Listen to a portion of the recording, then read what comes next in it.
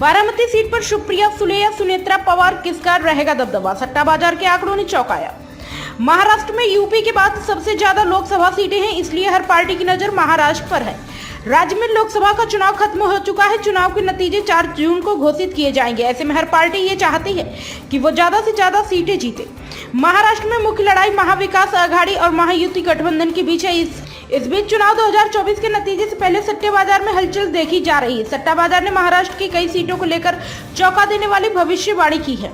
महाराष्ट्र की एक ही सीट है बारामती। इस सीट पर चुनावी लड़ाई दिलचस्प है। शरद पवार ने इस सीट से अपनी बेटी सुप्रिया सुले को और अजित पवार ने अपनी पत्नी सुनेत्रा पवार को उम्मीदवार बनाया है।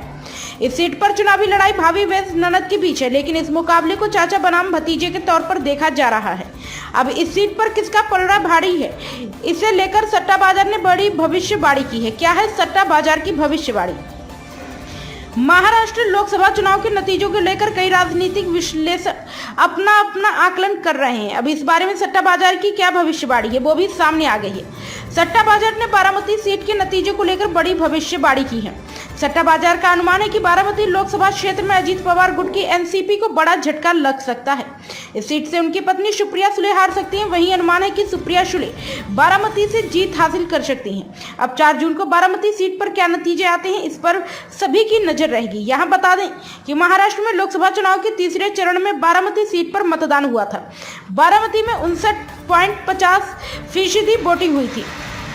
सट्टा बाजार का आकलन इससे जुड़े लोगों की दिलचस्पी के आधार पर होता है। इस आंकड़े किसी सर्वे या पोल के लिए नहीं किए गए होते हैं। ऐसे इस तरह के आकलन और नतीजों के सही होने के आसार बहुत कम ही होते हैं।